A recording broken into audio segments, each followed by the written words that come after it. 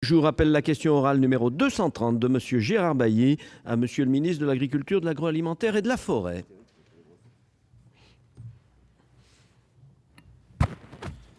Monsieur le Président, Monsieur le Ministre, mes chers collègues, je voudrais rappeler ici l'attention de Monsieur le Ministre de l'Agriculture sur la publication du rapport Seralini qui a fait état de la dangerosité des OGM sur des rats alimentés avec du maïs NK 603, lui-même traité avec de l'herbicide Roundup.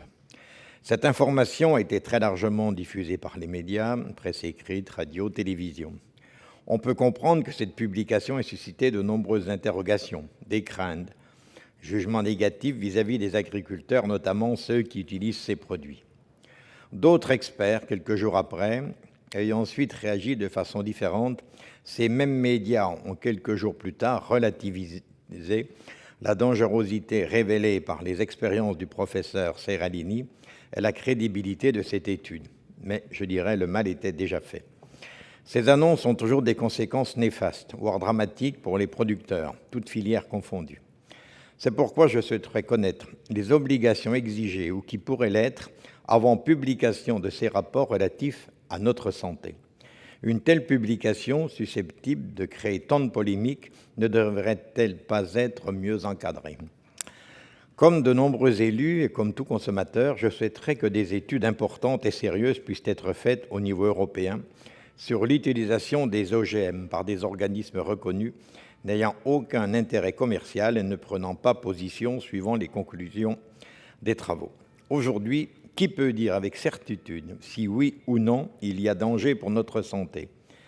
Même s'ils sont interdits en France, nous savons malheureusement que des produits importés consommés sur notre territoire contiennent des OGM, ce qui est inquiétant.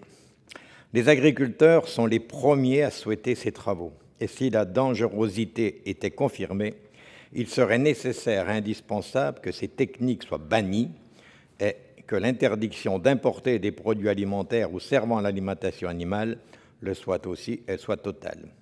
Mais si tel n'était pas le cas, pourquoi interdire en France les OGM, plaçant les agriculteurs français dans une situation défavorable par rapport aux pays concurrents en matière de production agricole? Chacun sait que la planète aura besoin davantage de production alimentaire. Ne dit-on pas, j'ai eu la confirmation encore ces jours, que tous les jours, c'est 200 000, tous les jours, je dis bien, c'est 200 000 humains de plus chaque jour sur la planète. Dans les années 50, ce sera 9 milliards d'hommes à nourrir. C'est pourquoi je pense qu'il est impératif de connaître la dangerosité des OGM pour la santé. Et si oui, dans ce cas, préparer une agriculture qui aura besoin de tous ces autres atouts pour nourrir la planète. Je souhaiterais connaître, Monsieur le Ministre, les objectifs et les moyens que le gouvernement envisage au niveau national, et je dirais presque au niveau surtout européen, pour obtenir des études scientifiques sérieuses et fiables pour les incidences de l'utilisation des OGM sur notre santé, et qui est, vous le savez tous, notre bien le plus cher, la santé. Merci, Monsieur Bailly. Monsieur le ministre. Monsieur le Président, Monsieur le Sénateur, Monsieur Bailly, j'ai bien écouté votre question, et en ce début d'année, c'est vrai que se souhaiter bonne année, on y ajoute souvent bonne santé, et c'est ça l'essentiel. Donc je le fais d'ailleurs, et j'en profite ce matin pour vous souhaiter bonne santé et bonne année. Mais il y avait 2-3 éléments sur lesquels je voudrais revenir.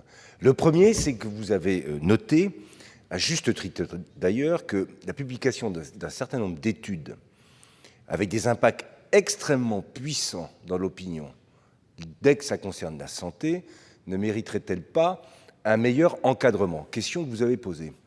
Je vous rappellerai simplement une chose, c'est que cette étude Seralini, par définition, avait été cachée aux yeux et au su de tout le monde, pour être justement sortie, pour avoir l'impact dans l'opinion le plus important possible. Donc, on aurait pu encadrer, de toute façon, personne n'était au courant de la publication de cette étude. C'était l'enjeu même de cette publication. Donc, par rapport à la question que vous posiez, vous voyez, même sur ce cas précis, on ne pouvait pas faire grand-chose. Deuxième point, vous avez posé un certain nombre de questions qui sont très justes sur la santé. Cette étude révélait surtout à la fois une question posée par un OGM et aussi une question posée par l'herbicide qui qui était résistant pour cet OGM. Hein. C'était ça, vous avez donné son nom commercial, qu'on connaît tous bien, hein, mais c'était aussi l'objet de cette étude, et une partie des conséquences était liée à l'herbicide lui-même. La France a interdit le recours, l'utilisation du maïs concerné, et nous avons par contre, après avoir demandé des études à l'ANSES et au HCB, de confirmer la validité ou non de cette fameuse étude Serralini. Mais je l'avais dit dès le départ, ça ne change rien sur la nécessité que nous avons de revoir les protocoles d'autorisation à l'échelle européenne. Et c'est pourquoi nous travaillons aujourd'hui à la préparation justement d'un certain nombre de textes pour revisiter les règles qui s'appliquent aujourd'hui sur cette question des OGM, débats qui sont récurrents dans beaucoup d'endroits en Europe et qui nécessitent une clarification juridique à l'échelle européenne. C'est la démarche qui est la nôtre. La France avait dit d'ailleurs, après cette étude, qu'elle saisirait la Commission sur des propositions nouvelles. On s'appuie d'ailleurs sur les travaux qui avaient été faits par le Parlement européen il y a quelques années, avec Corinne Lepage et moi-même, sur lesquels nous allons pouvoir travailler pour corriger et modifier les règles à la fois d'autorisation et d'évaluation des OGM. Pour répondre à la question que vous avez posée, il faut qu'on soit sûr, sur ces sujets-là, scientifiquement, de préserver le premier bien qui est le nôtre, c'est-à-dire la santé. Merci, monsieur le sénateur. Merci, monsieur le ministre. Monsieur Bailly. Bien, je voudrais d'abord remercier monsieur le ministre d'avoir lui-même répondu à mes questions posées. Je crois qu'il concerne tout le monde, puisque c'est, comme c'était dit, la santé. Je suis très sensible à sa réponse aussi, puisque je crois que à peu près, elle souhaite la même chose que je le souhaitais moi-même.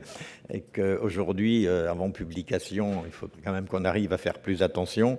Et puis aussi que la recherche avance très rapidement au niveau européen dans ce grand domaine-là. Et bien sûr, vous comprendrez bien que, comme beaucoup d'autres, je conteste aussi que l'on puisse détruire des plantes quand il y a des recherches qui vont dans le sens de la recherche, justement, qui profitent justement sur l'utilisation des OGM. Je bannis un petit peu ces destructions qui sont illogiques. Alors, monsieur le ministre, je crois qu'il faut qu'on aille dans ce sens-là.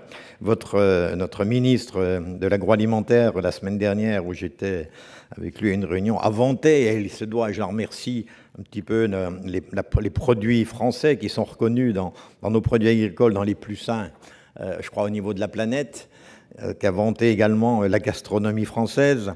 Et là aussi, la demande de la gastronomie inscrite à l'UNESCO aussi va bien dans ce sens-là.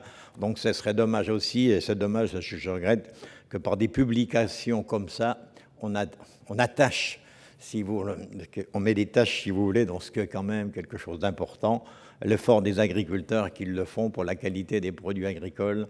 Et c'est pourquoi, monsieur le ministre, votre réponse me convient complètement, mais j'ose espérer que ce soit rapide dans les années qui viennent et qu'on n'en parle encore pas, que dans 10 ans, on n'ait pas avancé. Merci, monsieur le ministre, de votre